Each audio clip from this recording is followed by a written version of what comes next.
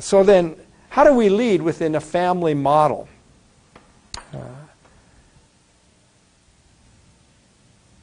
How do we lead within that context? Some have asked the question, well, can the church function under a family model of leadership and still be effective in ministry? And surprisingly, there are many who would say no, they can't. That if they are to change and be effective, they need to change their approach to leadership. But more often than not, this results in congregations being frustrated, conflict within the congregation. Oftentimes it leads to a breakdown of trust in leadership, and in the end the pastor leaves the church frustrated, discouraged. The people are discouraged, the people are frustrated, and we need to recognize that we can learn to be effective within that context of being involved in ministry. So crucial to working in the family model is to accept the form of leadership that it operates under, and to learn how to understand and serve within the context of that ministry. The task of leadership is not to force people to follow, but to create an atmosphere where they desire to follow the leadership. The task of leadership is not to force people to follow, but to create an atmosphere where they desire and are willing to be led, where they trust the leadership and are willing to support the leadership. And that can only come when we minister within the context of their perspective of leadership. So how do we do that? Well, what are the qualities of a family model leader? What is necessary? What are the skills required? Because just as a pastor of a large church has to have certain skills to be effective within that large church, so in the small church there are certain skills that we must have if we are to be effective. And what are they? Well, first of all, we need to lead by example. Because we have personal contact with everybody within the church and within the congregation, our daily lives are an open book. They're open for constant inspection. And so we lead primarily through the example of our life. The Apostle Paul understood this, for on numerous occasions he writes and challenges people to follow his example as he follows Christ. He also writes to Timothy and to Titus to be an example to the church. You see, if we're to be effective as pastors, we need to recognize that we need to be examples for people to follow. First of all, in the area of our spiritual maturity. We set the standard of godliness. We need to demonstrate and live out before them, what does a godly person look like? How do they live? That's what we need to model before them. But not only must we model maturity, we must also model ministry, so that we are demonstrating to them how to effectively serve within the church. What is the type of attitude that we're to have within the church of service? How are we to respond? What's the commitment that's required and the dedication that's required if the church is going to respond to the needs of ministry in the community? We set the example for them to follow. So a family leader is one who models it. We tell parents, for example, that more is caught than taught. That our children learn more by watching our life than they do by listening to what we try to teach them. And that's true within a small church. That the influence we have will be more determined by how we live before them than it will be what we say on Sunday and what we teach them in a Sunday school or a Bible study. Our modeling is crucial to our effectiveness in ministry. So a family leader leads by example. The second thing we need to recognize about what it takes to be an effective leader within the small church context is that the leader leads through servanthood. When Paul set forth to the church at Ephesus the role and responsibility within the context of the family, he made it clear that the husband is to be the leader of the home. But he also makes it clear in Ephesians chapter 5 that this leadership is not dictatorial leadership. It's not where the husband has the authority to make every decision within the context of the family, and that everyone must follow his every decision. But rather, the focus of leadership within the context of the family is upon sacrificial leadership. It's upon servanthood. It's upon the person setting aside their personal benefits, their personal agenda for the well-being of the whole family. And the same is true in the church and in the small church. That when we talk about pastoral leadership, the focus is not upon who makes the decision, but rather it's upon the pastor coming alongside and really coming under and serving the whole congregation to equip them to be effective in ministry. So that when we talk about leadership, we're not talking about our agenda. See, oftentimes, pastors take the approach to leadership that the church exists to accomplish our ministry. That they're there to serve us so that we then, with their help, can accomplish the ministry that we want to accomplish. But sacrificial servant leadership means that we come under them and we rather are there to help them accomplish the ministry they desire to accomplish that God has equipped them to accomplish. That's servant leadership. So that we assist people in their ministry. Servant leadership strives to assist. It doesn't fit people into our schedule. Rather, it fits our schedule into their needs. Servant leadership does not write people off when they fail to measure up to our expectations. Rather, it comes alongside them and helps them to grow in the task. Servant leadership does not take offense when people express frustrations, but rather it listens carefully, finding ways to help. See, in a family model, we need to be servants rather than dictatorial leaders. Thirdly, the family leader learns to be relational. The writer of Proverbs wisely points out that the security and stability of a king is found in his willingness to love people. And so the sage writes in Proverbs chapter 20, verse 28, "Love and faithfulness keep a king safe. Through love, his throne is made secure." Well, that verse would certainly be true of the pastoral role within the context of the small church. We need to learn to be relational leaders. We need to learn to love our people. And to be a relational leader, first of all, it means that we love deeply. So that we're motivated by love, that we learn to minister from a motivation of love. First of all, a love for Christ. That because of our love for Christ and our desire to see His bride grow, His bride become mature, that becomes the motivation of our ministry. That it's not about success, it's not about attainment of recognition, it's not about financial remuneration, rather it's an expression of our love for Christ that we serve. But not only must we love Christ and that be a motivation, we must also love the church.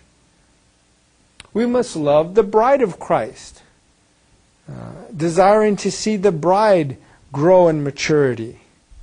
And then lastly, we must love the people within the church, even those who are difficult to love. You see, it's one thing in the small church to love the people that get along well with us, that we like, that we're comfortable with. But it's a whole other thing to love the people that are difficult to get along with, that are difficult to love. But God requires us to love them. And if we're to be effective in ministry, we need to learn to love people and to love them deeply, and that becomes the motivation of our ministry, so that our desire to serve grows out of our love for them and our love for Christ. Secondly, in terms of developing a relational leadership style, it involves accepting people. Now, when we talk about acceptance, we're not talking about giving blanket approval to everything that people do. That would not be loving. That would be very unloving. When we talk about loving people, we're talking about guiding them in the process of change by accepting where they are at and helping them grow to where they need to be. That begins by learning to understand and value their particular subculture. So that if we desire to develop a relationship with people, we need to accept who they are. If they're farmers, we need to understand and accept the culture of farming. If it's loggers, we need to understand the culture. If it's blue-collar workers, we need to understand the culture and accept them for who they are. If it's white-collar people, we need to understand and accept them for who they are. And that's central to building trust. Because when we go into a community, just because we have been hired as a pastor does not mean that they trust us as their pastor. That trust is something we have to develop, and we develop that by, first of all, demonstrating to them that we accept them for who they are. Douglas Walrath, in his book, Making It Work, Effective Administration in the Small Church, writes these words. He says, there, that is the small church, past experiences with outsiders makes members of many small churches suspicious of administrators who function professionally and organizationally. Their first concern is not whether an administrator is effective or efficient, but whether he or she is devoted to them. They trust the leader who belongs, who clearly wants to be in a committed relationship with them. An administrator with minimal skills who belongs in a small church will fare far better than one who is highly skilled but detached. Members of small churches will respond with both energy and faith to the devoted ministry of a relational administrator. And so we learn to accept people. Thirdly, to be a relational leader, we need to be a good listener. Certainly, we are called to be communicators of truth. But we're also called to be listeners.